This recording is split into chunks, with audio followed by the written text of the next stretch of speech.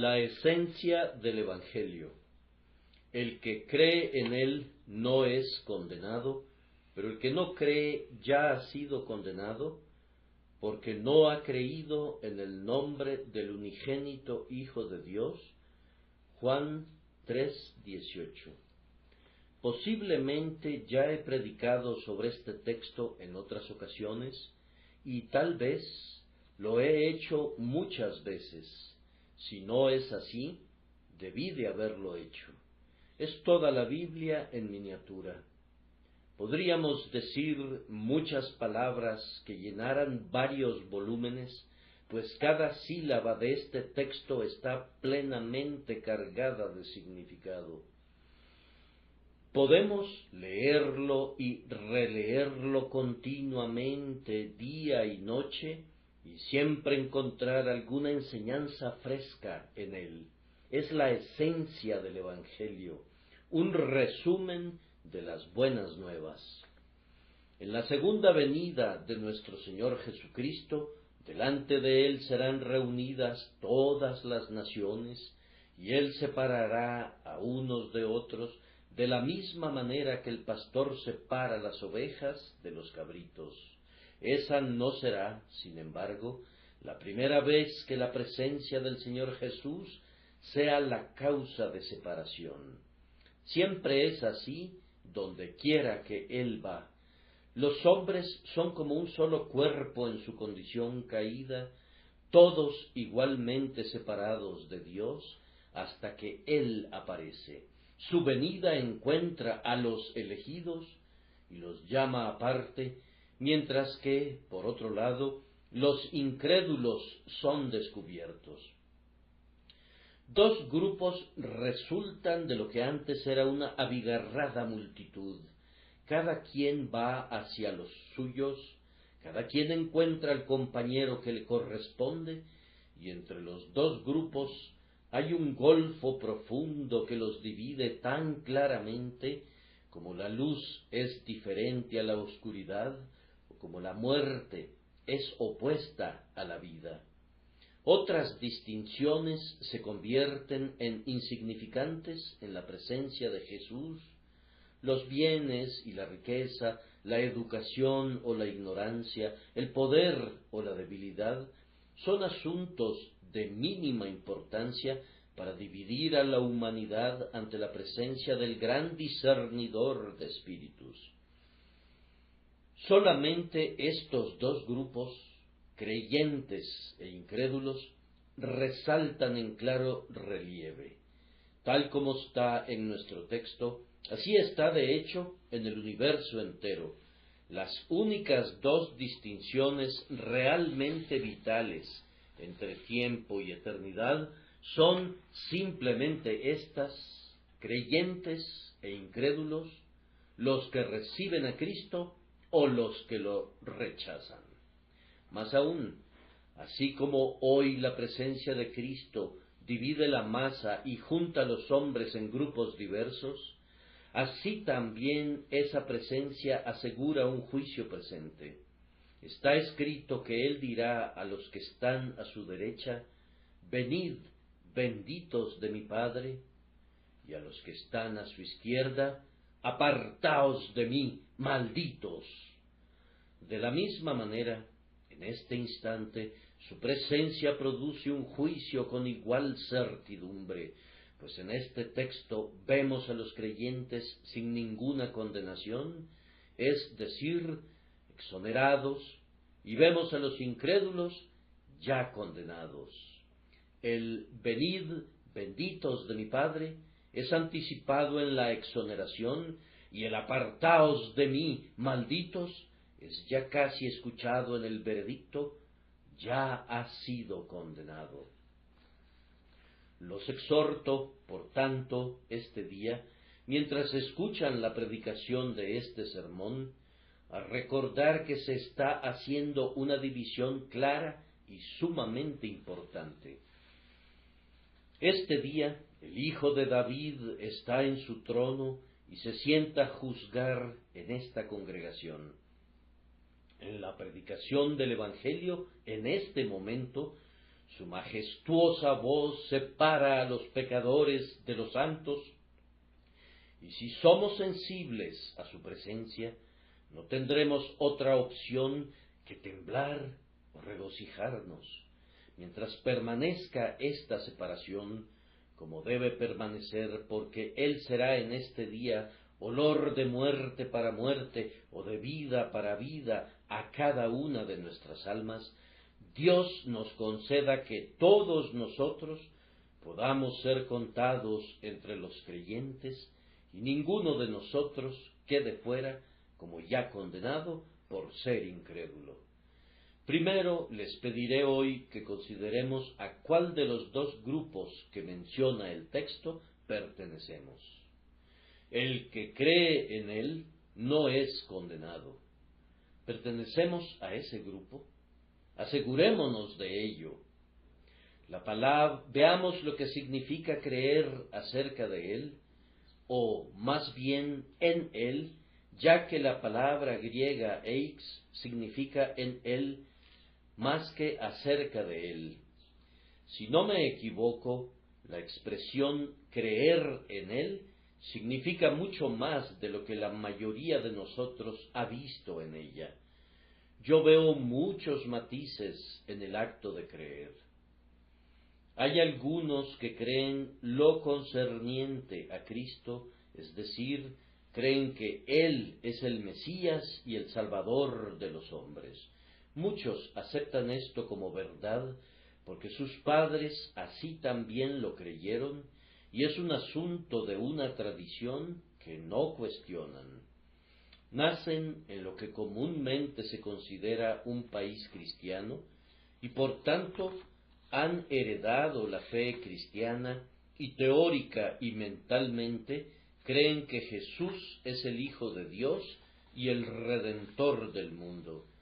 No dudarían en ponerse de pie y recitar: creo en Jesucristo, su único Hijo, Señor nuestro, que fue engendrado por el Espíritu Santo, nacido de la Virgen María, padeció bajo el poder de Poncio Pilato, fue crucificado, muerto y sepultado, etc. Pero recuerden muy bien que pueden creer todo lo que es ortodoxo concerniente al Señor Jesucristo, pero eso no es una señal de que han recibido la justificación en Él. Nadie se atrevería a afirmar que la creencia en el credo de Atanasio le puede asegurar la salvación. Si rechazan su divinidad, si niegan su expiación, esos errores son evidencia contundente de que no creen en Él, porque no son creyentes de la verdad concerniente a Él, y por lo tanto deben contarse entre los incrédulos que ya están condenados. Pero, por otra parte, si ustedes se apegan a la verdad bíblica y creen con exactitud lo concerniente al Señor Jesús, pero no van más allá, su simple fe acerca de Él o concerniente a Él no les salvará. Conocer a Cristo no sirve de nada a menos que pueda decirse: porque no te lo reveló carne ni sangre. Habremos dado un paso hacia adelante cuando le creemos a Él. Esto es mencionado a veces en la Escritura: creerle a Él, porque yo sé a quién he creído. Si creemos en lo concerniente a Él, que Él es el Cristo de Dios, su ungido, su enviado, su Mesías, deberíamos aceptar como verdadero todo lo que Él dice. Y si lo hacemos así, con todo nuestro corazón, considero que somos salvos. Pero podemos pensar que así lo hacemos y mentalmente dar nuestro asentimiento a su enseñanza, y aún así, a pesar de ello, podríamos no haber alcanzado todavía la salvación. Podríamos ser aún incrédulos condenados, a pesar de que pensemos y digamos y profesemos que creemos en Él. Frecuentemente en la Escritura hay otra forma de creer que gira alrededor de la palabra griega epi, creer basándose en él. Algunos traductores han usado la palabra en, insertándola en el texto, pero el significado del griego es algo diferente. Hay diferencia entre creer basándose en él y creer en él. Creer basándose en Jesús es ciertamente una fe salvadora, porque el que cree basándose en él no será confundido. Creer basándose en él es, de alguna manera, apoyarse en él, es recibirlo como Dios lo ha establecido y, por tanto, es hacerlo el fundamento de nuestra fe. Creyendo lo concerniente a él y creyéndole a él, venimos luego a reposar apoyándonos en él, convirtiéndolo en nuestra confianza. Creemos que nos puede salvar, confiamos en que él nos salva, y esta es la esencia de la fe salvadora, creer basándonos en el Redentor designado. Pero en este caso en particular, nuestro texto habla de creer en él, y esto es algo más que creer basándonos en él. Todo aquel que realmente crea basándose en Cristo, en poco tiempo vendrá a creer en él. Pero hay un crecimiento. Creer en él es más que creer basándose en él. ¿Cómo es eso? Si yo creo completamente en un hombre, ¿cuál es el resultado de ello? ¿Es él abogado y yo tengo un problema legal? Entonces le confío mi caso. Dejo el asunto en sus manos sin ningún temor, puesto que yo creo en mi abogado. Bien, hasta aquí eso puede ser creer basándose en él. Pero a continuación me da directrices y reglas de acción.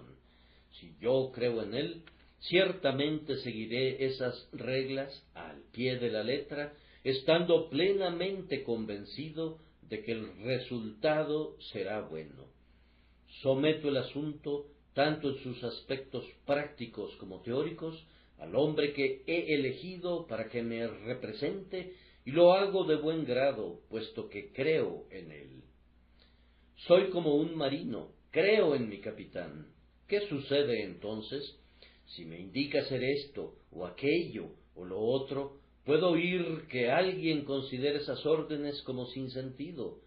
Pero yo creo en mi capitán y hago de inmediato cualquier cosa que me pida. Sus órdenes pueden parecer absurdas para quien no tiene fe en él, pero para mí es lo sabio y lo correcto. Supongamos que en esta terrible encrucijada que vive Francia, el año de 1870, surge alguien, un hombre de gran genio militar, un hombre capaz de hacer frente al terrible enemigo con las armas disponibles, que pueda dispersar la nube que se cierne sobre París. Si los franceses creen en ese hombre, ¿qué pasa? Pues simplemente se someterán a él, seguirán discretamente su liderazgo.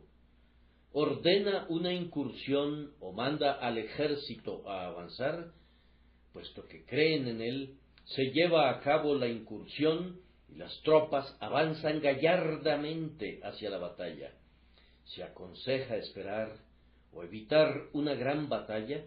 Aquellos que creen en él se protegen en las trincheras o se baten en retirada frente al enemigo. Si tienen la plena convicción que él garantiza la victoria, ciertamente obedecerán sus órdenes. Él será como su oráculo, su dictador, pero es alguien que es aceptado de buen grado. Entonces, creer en nuestro Señor quiere decir esto: creo que Él es el Hijo de Dios y creo todas las otras verdades relativas a Él. También quiere decir que creo todo lo que dice es verdad, es decir, le creo a Él. Pero más aún, pongo mi alma sobre sus méritos que hacen posible la expiación para que la salve. Y más aún, habiendo hecho esto, me entrego enteramente a la santa guía del Salvador. Creo que es infalible como director de mi espíritu. Siento una unión con Él. Vengo a estar en Él. Su causa es mi causa es su causa. Creo en Él. Este es el hombre de quien el texto dice, el que cree en Él no es condenado. Y la pregunta que me hago y que también hago a ustedes es, ¿hemos creído en Jesús? ¿Realmente lo consideramos como nuestro todo en todo? ¿Permitimos que nos guíe y nos conduzca hasta que nos lleve a la felicidad eterna? El contexto de este versículo nos ayudará a formar un juicio acerca de si verdaderamente creemos en Jesús. Amigos, ¿se han dado cuenta, por un verdadero ejercicio de fe, de lo que significan los versículos 14 y 15 del presente capítulo? Y como Moisés levantó la serpiente en el desierto, así es necesario que el Hijo del Hombre sea levantado, para que todo aquel que cree en él tenga vida eterna. Al igual que los israelitas mordidos por las serpientes miraban a la serpiente de bronce cuando ésta fue levantada, de igual forma, ¿han mirado ustedes a Jesús y han encontrado la salud al mirarlo a Él? De esta manera se pueden juzgar a ustedes mismos. Han sido curados de las heridas del pecado y han recibido una nueva vida celestial. ¿Han hecho ustedes al Salvador crucificado el lugar de descanso para sus almas? En los versículos que están a continuación de nuestro texto encontrarán estas palabras: pero el que hace la verdad viene a la luz. Ustedes vienen a la verdad, hermanos, como resultado de haber confiado en Cristo. Es su deseo conocer la verdad de Dios, la voluntad de Dios, la ley de Dios, la palabra de Dios. Están buscando la luz y tienen deseos de que las obras hechas en ustedes sean vistas como el fruto del propio Espíritu de Dios. ¿Pueden evaluarse ustedes mismos de conformidad con esto? Decir confío en Cristo es en vano si nunca lo han visto con la misma mirada infantil con que los israelitas miraban a la serpiente de bronce. Igualmente sería en vano profesar ser un creyente en Él, a menos que se desee la luz. Pueden permanecer parcialmente en la oscuridad, como indudablemente lo están, pero ¿buscan más luz? ¿Buscan a Dios? ¿Buscan la verdad? ¿Buscan la justicia? Por medio de esto pueden saber si el Padre les ha dado una nueva vida, si con cierta certeza son el nuevo hombre que no huye de la luz, sino que la busca, no huyendo, no escondiéndose de la palabra de Dios, porque sus obras son malas, sino que como sus obras son verdaderas, buscan recibir más luz, para que sus obras puedan ser hechas manifiestas a su propia conciencia como verdaderamente realizadas por Dios en su alma. La consideración que acabo de proponer la vamos a retomar ahora en relación con el segundo grupo. ¿Somos nosotros incrédulos? Me temo que algunos de mis oyentes lo son. Si ese es el caso, les podría ayudar mucho saber dónde se encuentran y qué son. Pero el que no cree ya ha sido condenado. Algunas personas son muy inconsistentes porque, aunque no creen en Cristo Jesús, es decir, no le confían sus almas a Él, ni se entregan en obediencia para servirle a Él, sin embargo, creen en relación con Él, que es el Cristo de Dios, y si Él se encontrara aquí hoy y les hablara, creerían en sus palabras, aunque no se podría decir que creen en Él para convertirse en hacedores de sus palabras. Es sumamente extraño que crean que Él es el Hijo de Dios, pero que no confíen en Él, que sepan que lo que Él dice es verdad, y que a pesar de advertirles de la ira venidera, ustedes se queden muy tranquilos en una fría indiferencia y no busquen la salvación que Él da. En vez de ver a la serpiente de bronce, ustedes actúan como los israelitas lo hubieran hecho si hubieran buscado otro remedio.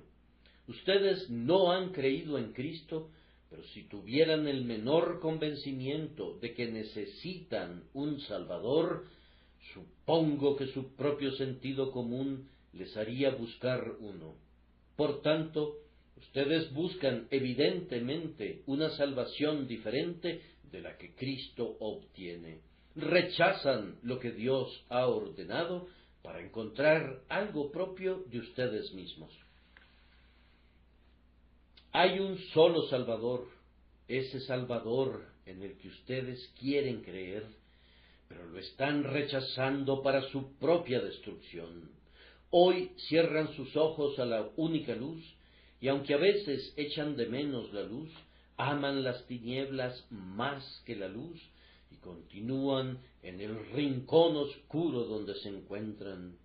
Oscuro, oscuro, oscuro, porque no aceptan que se les regañe. Les resulta intolerable que el Evangelio toque sus conciencias a la manera de un punzón y les llame la atención por todos sus pecados. Hasta este momento permanecen incrédulos y amando la oscuridad. Les ruego que busquen y miren. Mientras este corazón que les dirige la palabra tiene piedad de ustedes, confío en que el corazón de Dios también tenga piedad de ustedes y que abandonen su condición de incrédulos y puedan ser contados entre los creyentes en Cristo. Suficiente para este primer encabezado, que dejo para su sincera consideración, esperando que no lo traten con ligereza. Ahora, en segundo término, brevemente, consideremos la condición del creyente. El que cree en Él no es condenado. ¡Qué frase tan llena de gozo es esta! Siempre y cuando tengan la seguridad de que creen en Jesús, saboreen sin prisa y sin término esta frase en su alma, mis hermanos. ¿No es delicioso pensar que hemos recibido este texto de la propia boca de Dios por inspiración y ver que esa inspiración es admirable porque no sólo del Espíritu Santo, sino que también del propio Jesucristo hemos recibido la dulce seguridad de que no son condenados? ¡Cuánto gozo, cuánta paz debería traer este texto a sus almas! Déjenme mostrarles brevemente cómo escapa el creyente de la condenación. El que cree en Él no es condenado. Una razón es que Él no se ofrece para ser juzgado. El que cree en Cristo no se presenta para ser procesado. Dice: no, mi Señor, no tengo ningún argumento ante ti. Me declaro culpable.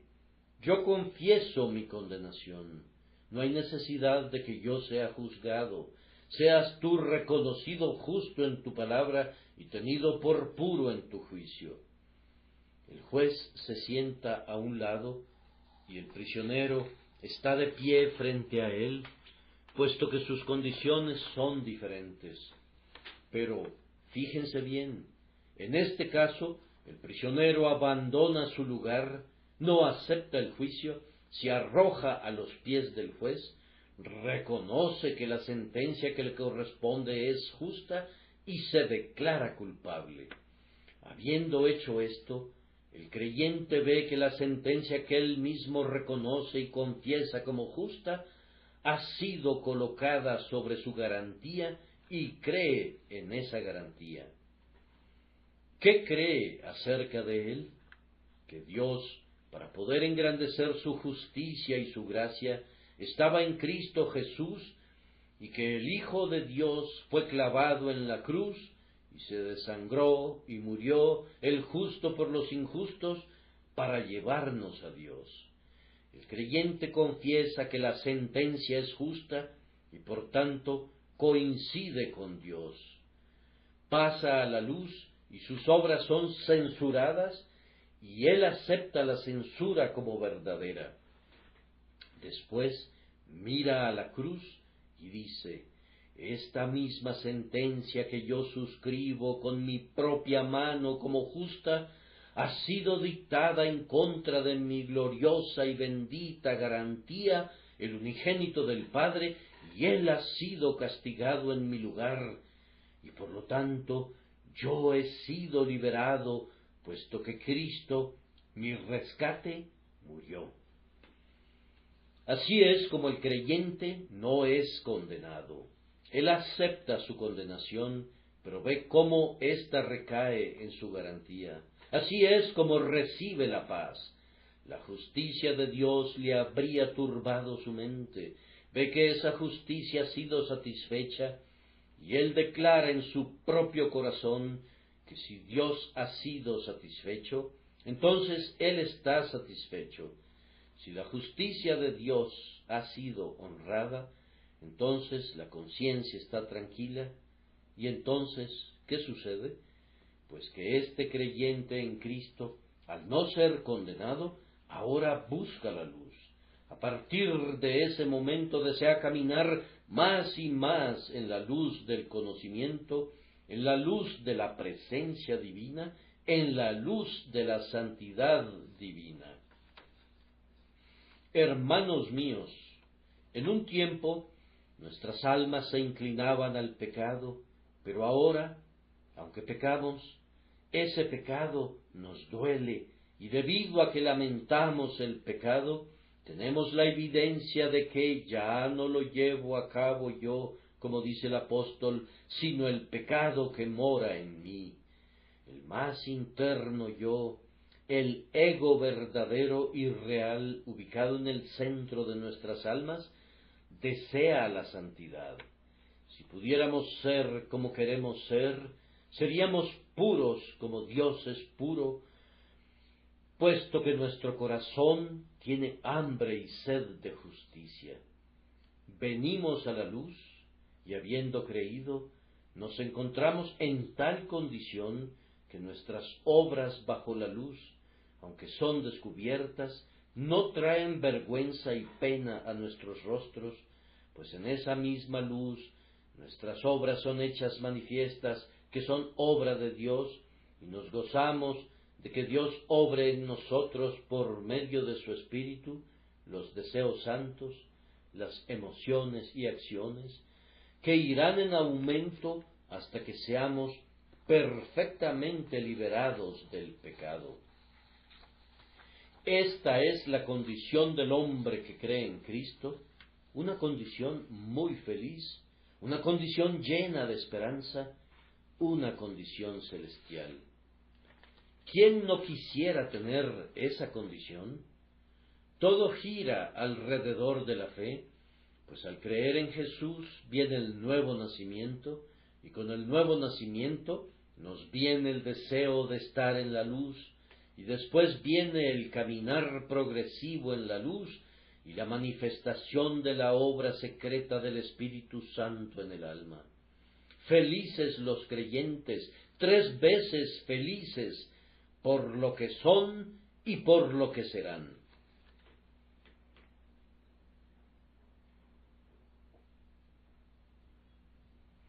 Y ahora, como tercer punto, viene nuestro trabajo más solemne. Rogamos que el Espíritu Santo de Dios nos ayude a presentarlo. Consideren la condición del incrédulo, pero el que no cree ya ha sido condenado porque no ha creído en el nombre del unigénito Hijo de Dios. Vean la verdad misma que aquí se declara, pero el que no cree ya ha sido condenado. Quisiera comentar un poco más esta solemne verdad. En primer lugar, Él se ofrece a sí mismo para juicio, porque no ha creído en el nombre. ¿Cuál es el nombre? Es el Salvador, Jesús. Quien cree en Jesús, el Salvador, confiesa que necesita salvación y rehúsa apoyarse en la ley. Pero quien rechaza al Salvador, de hecho dice, no necesito un Salvador, quiero ser juzgado de conformidad con la ley. Les digo que cada alma que rechaza un Salvador, en efecto, está pidiendo ser juzgado por la ley. Allí está la alternativa. Si eres culpable, ¿lo confesarás? Si es así, acepta al Salvador. Pero si, por otro lado, dices, no aceptaré al Salvador, en lo profundo de tu alma reposa un orgullo presuntuoso. Yo puedo presentarme al juicio. No requiero perdón o gracia. Entonces, amigo, si pides el juicio, lo tendrás. Y he aquí el resultado. Dios te declara que ya has sido condenado. No has creído. Has pedido el juicio, lo tendrás, pero es tu ruina. El propio incrédulo da evidencia personal de su propia condenación. ¿Quieres saber cómo hace esto? El texto nos señala su incredulidad. ¿Aquel individuo es un hombre condenado o no? Pregúntale lo que piensa de Cristo. Si responde honestamente, diría, no acepto el testimonio de Dios acerca de Jesucristo, no recibo a Jesús como mi Salvador. Está convencido que no necesita un Salvador o no siente que Jesús sea el Salvador que necesita. Rechaza el testimonio de Dios en relación con Cristo. ¿No es eso suficiente para condenar a un hombre? Si un hombre cometiera un robo o un asesinato en la propia presencia del juez, se condenaría a sí mismo. Pero ¿acaso no es una ofensa mayor que esa en la propia presencia de Dios despreciar a su Hijo al declarar su obra y su sangre prácticamente innecesarias? ¿No es el colmo del atrevimiento que un alma esté en la presencia del Dios de misericordia y escuche cuando dice, «He aquí el Cordero de Dios que quita el pecado del mundo», y que esa alma responda, «No tengo nada que ver con el Cordero de Dios»? ¿Qué mayor evidencia necesitamos para comprobar tu enemistad con Dios? Quien no quiere creer en Cristo, mataría a Dios si pudiera. Su incredulidad en Cristo virtualmente hace a Dios mentiroso. Más aún, quien no cree en Cristo da evidencia en contra de sí mismo, ya que rechaza el nombre. Observen el texto, porque no ha creído en el nombre. Como ya lo había sugerido, ese nombre es Jesús el Salvador. El hombre dice, no acepto al Salvador.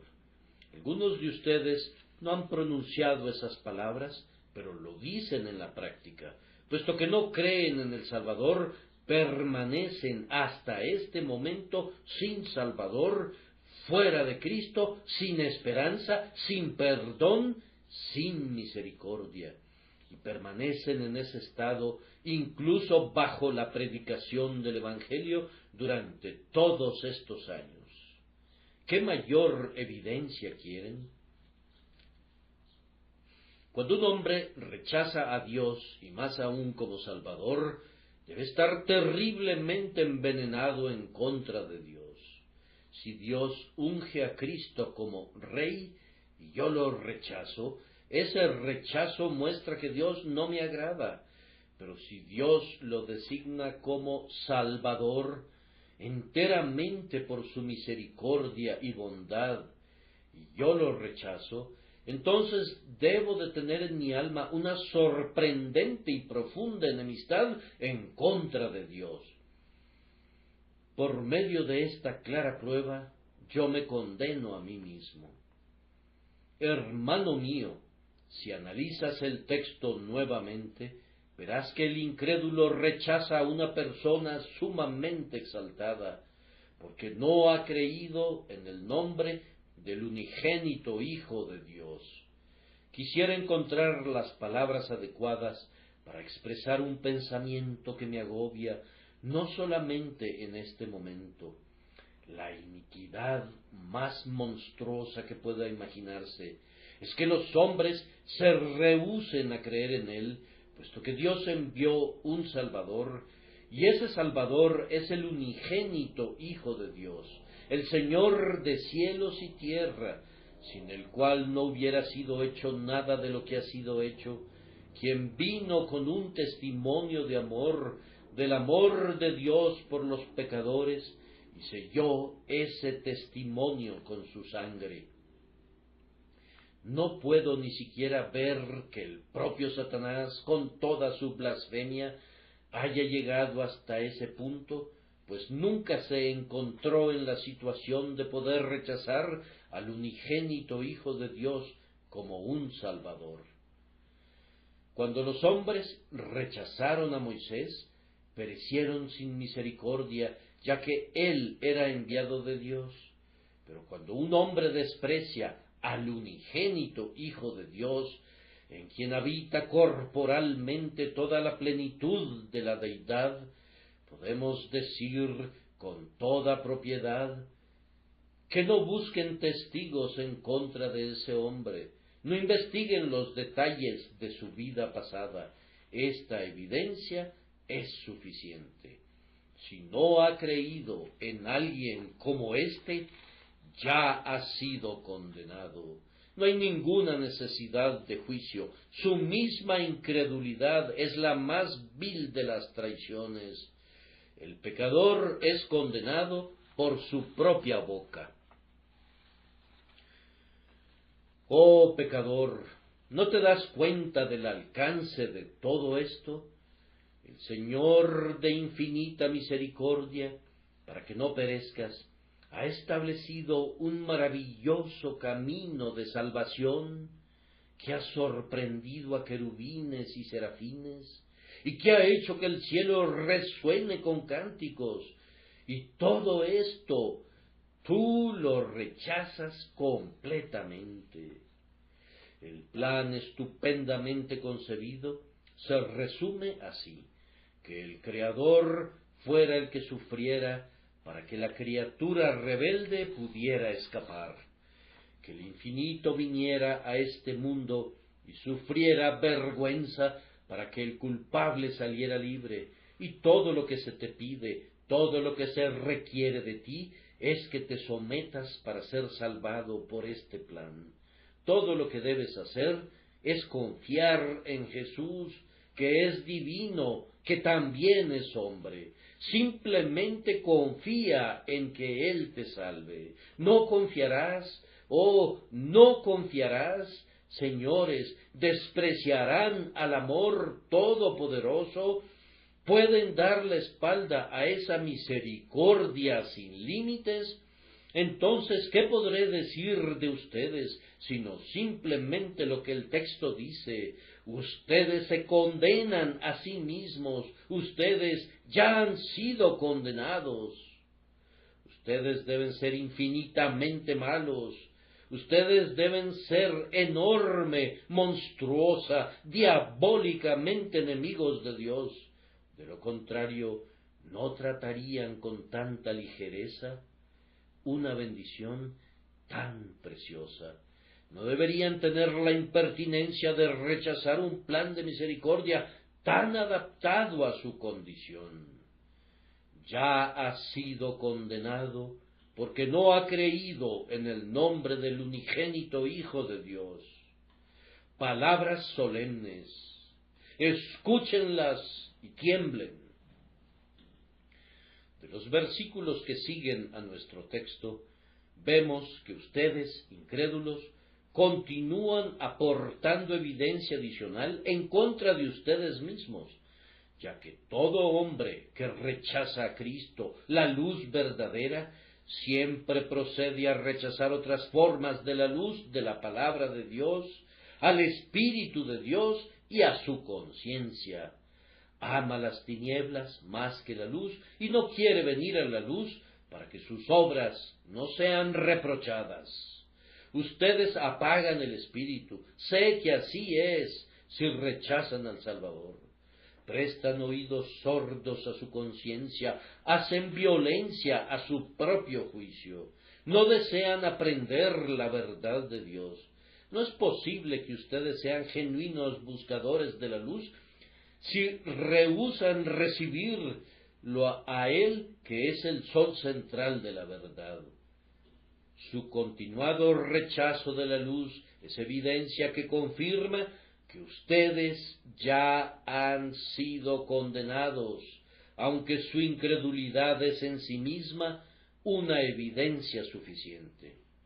Y ahora, solemnemente y en el nombre del que vive y estaba muerto y vive por siempre, hablando en nombre de ese Cristo que aunque fue muerto una vez, ahora se sienta a la derecha de Dios, les pido a los que pertenecen a este segundo grupo que presten atención a estas palabras simples, pero cargadas de advertencias.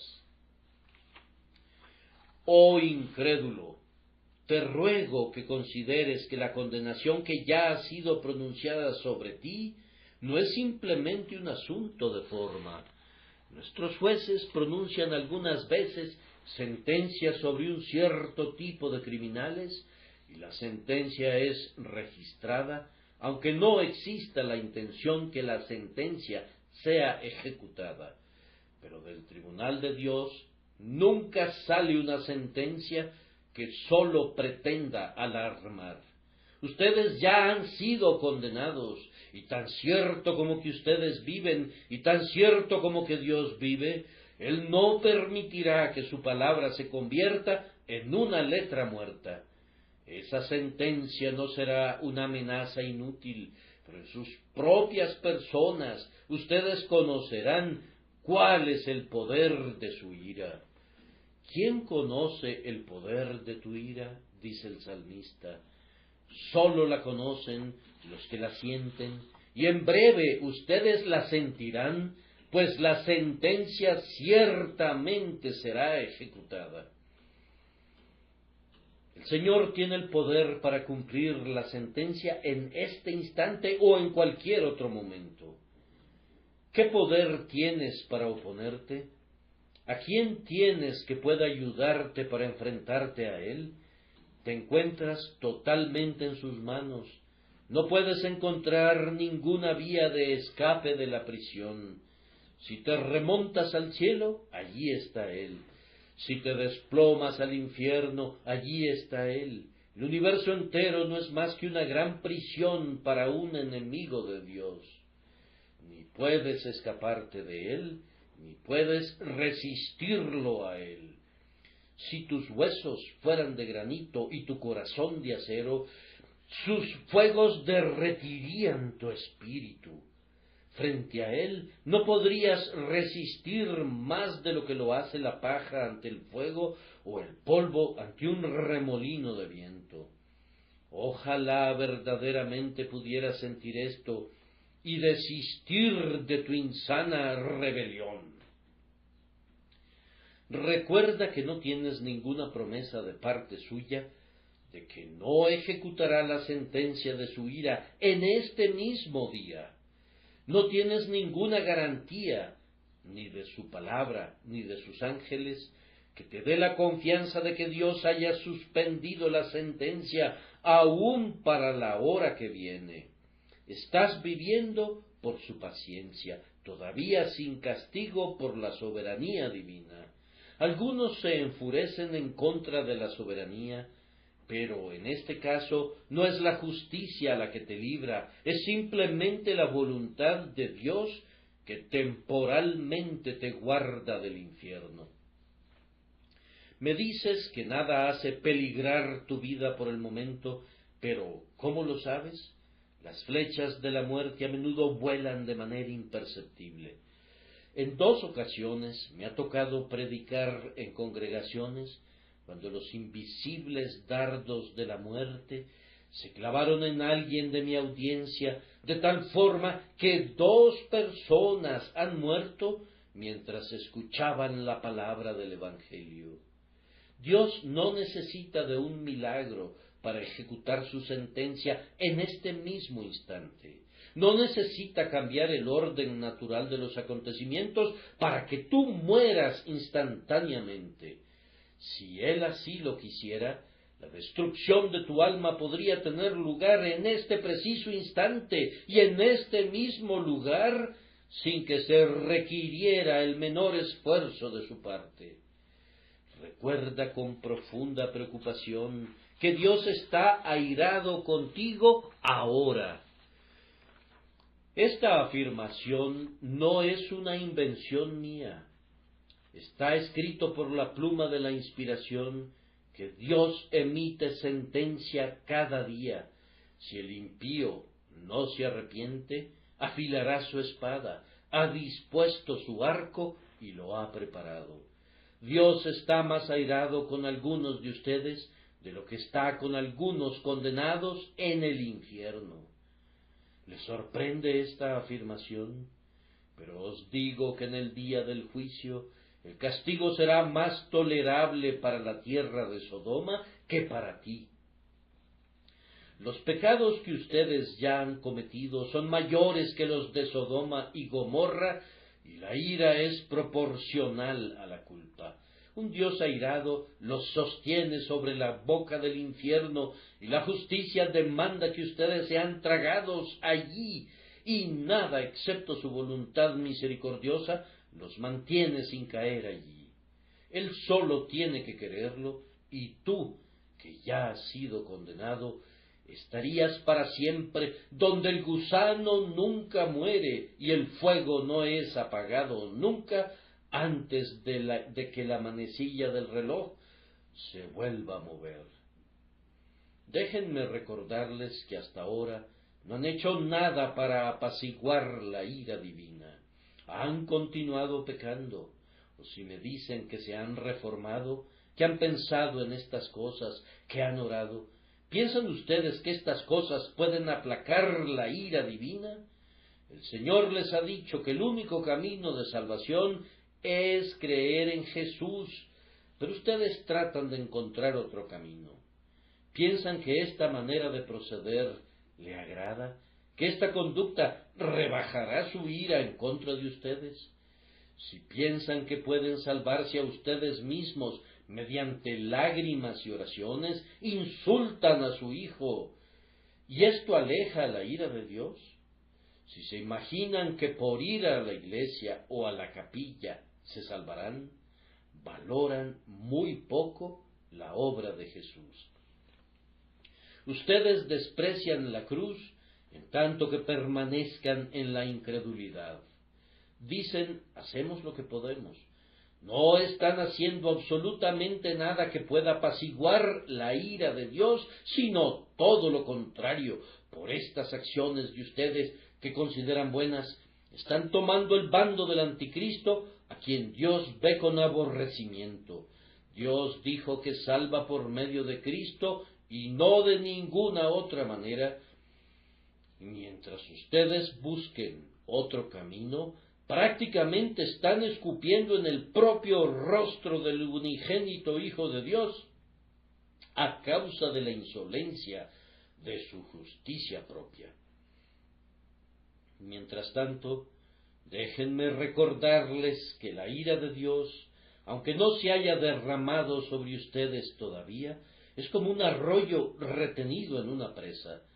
Cada momento cobra fuerzas, mientras no rompa las paredes, pero crece y crece cada hora. Cada día y cada momento de cada día que permanezcan como incrédulos, están atesorando ira para el día de ira, cuando la medida de la iniquidad de ustedes esté llena. Cuán encarecidamente les pretendo persuadir para que escapen de esa condenación. Si piensan que ser condenados por Dios es una trivialidad, desengañen sus almas, pues quienes han pasado por donde la sentencia es ejecutada, si pudieran regresar a ustedes, no necesitarían hablar para contar sus horrores. La simple vista de ellos les convencería de que la perdición es una cosa terrible. En sus frentes debe recaer la ira de Dios, quien, al suavizar el castigo, se convierte en el medio del endurecimiento de los pecadores en sus pecados. Nuestro pensamiento no tiene ningún poder para imaginar lo que es la ira de Dios. Ningún idioma, aunque haga retumbar los oídos, puede expresar completamente esa ira. Incrédulos, yo no podría engañar sus almas, haciéndoles creer que es algo sin importancia caer en las manos del Dios vivo. Oh, arrepiéntanse, arrepiéntanse, arrepiéntanse. ¿Por qué han de morir? Si tienen tantas razones para recibirle, ¿por qué habrían de rechazarle? ¿No ven que el mejor argumento para amarle es su propia persona? El Cristo de Dios debe ser digno del afecto de nuestros corazones. Su trabajo en la tierra debería ganar nuestra confianza si no estuviéramos locos, me parece, pues Él vino para salvar, para perdonar, para pasar por alto los pecados del pasado. Entonces, ¿por qué toman partido en contra de Él? Y haciendo esto, atraen sobre sus cabezas la ira de un Dios airado. Déjenme enseñarles la ruta de escape. La única ruta de escape para cualquier hombre o mujer que lee este mensaje es creer en Jesucristo. Alguien dice, estoy orando para eso. Mi texto no dice nada parecido. Voy a pensarlo. Piénsalo, y mientras lo pienses te vas a ir al infierno. Inmediata fe en el nombre de Cristo de Dios es lo que pido de ustedes, en mi carácter de embajador de Dios. Inmediata e instantánea fe en Jesús. Miren el emblema del ministro del Evangelio y de su mensaje. Moisés levantó la serpiente de bronce en el desierto y la puso sobre un asta en el mismo centro del campamento, cuando muchos morían a su alrededor. Ellos eran mordidos por las serpientes. ¿Y qué fue lo que Moisés les declaró como remedio? Les dice que miren y vivan. Algunos de ellos lo pensarán, algunos lo considerarán, otros harán oraciones al respecto, pero Moisés no tiene el encargo de consolar a ninguno de estos. Su mandamiento único es que miren de inmediato. No tiene ninguna promesa para aquellos que no quieran mirar. De la misma manera Jesús es levantado entre ustedes. Hay una vida en una mirada, vida ahora mismo, vida en este instante. No les puedo garantizar que la mordida de la serpiente no será su eterna ruina si se demoran, aunque sea una hora. La palabra única del profeta es: miren ahora. Hoy Dios en su misericordia envía a cada uno de ustedes este mensaje. Antes Dios pasó por alto los tiempos de la ignorancia, pero en este tiempo manda a todos los hombres, en todos los lugares, que se arrepientan. Él envía el mensaje de su evangelio, cree en el Señor Jesús y serás salvo. No puedo estar seguro de que este mensaje se pueda repetir ante ustedes nuevamente. He aquí ahora el tiempo más favorable. He aquí ahora el día de salvación. Cada momento que permanecen en la incredulidad, están pecando contra Dios por esa misma incredulidad. No puedo aceptar, por tanto, que esperen siquiera un momento. Jesús es Dios, se hizo hombre, murió, vive y les invita a confiar en Él, prometiendo que ustedes vivirán. Confíen en Él ahora, entonces. Él es digno de su confianza. No pequen contra Él, no pequen en contra de sus propias almas al rechazarlo a Él. Recuerden que lo que Moisés levantó era una serpiente, la imagen de las mismas serpientes que los mordían. ¿Eran curados cuando miraban a lo mismo que los había envenenado? Seguramente que sí, eran curados. ¿Qué es eso que te ha envenenado, pecador? Es la maldición del pecado. ¿Qué es lo que hoy levanto en el Evangelio? Es a Cristo hecho maldición por nosotros. Él toma sobre sí nuestro pecado, aunque en Él no hubo pecado, fue hecho pecado por nosotros. Y si confías en que Él sea tu ofrenda por el pecado, que sufra por ti, que sangre por ti, y confías de tal manera en Él para tomarlo de aquí en adelante como tu norma, resolviendo seguir al crucificado que ha sido levantado durante toda tu vida hasta que te lleve al mismo Cristo en el cielo, no estás condenado. Pero si Jesús es levantado y tú rehusas creer, la culpa sea sobre tu cabeza. Lo digo con temblorosa solemnidad, la culpa sea sobre tu cabeza. Estas palabras mías, incrédulos, serán prestos testigos en contra de ustedes en el último gran día. De la misma cierta manera que Cristo vino a Jerusalén, así viene a ti hoy en la predicación de la palabra. Yo soy solo un pobre y débil hombre, pero te hablo de la mejor manera que puedo. Sin embargo, si tú rechazas mi palabra, no es a mí a quien rechazas, eso no sería nada. Rechazas el evangelio que te predico. En el nombre de Él, que hizo los cielos y la tierra, que te hizo a ti y que te mantiene con vida, contra quien has pecado, este llamado de misericordia es presentado a ti. ¿Lo recibirás? Esta gracia es traída de manera personal a ti, y a mí se me pide que te la presente con denuedo, tal como la Biblia lo dice. Exígeles a que entren. Si tú rechazas al unigénito Hijo de Dios, permanecerá contra ti esta frase solemne: pero el que no cree ya ha sido condenado porque no ha creído. Te escuché decir: espero creer alguna vez. Amigo, no te puedo aceptar eso, y no tengo esperanza acerca de ti. Espero arrepentirme algún día. Cuando hablas así, pierdo toda esperanza acerca de ti.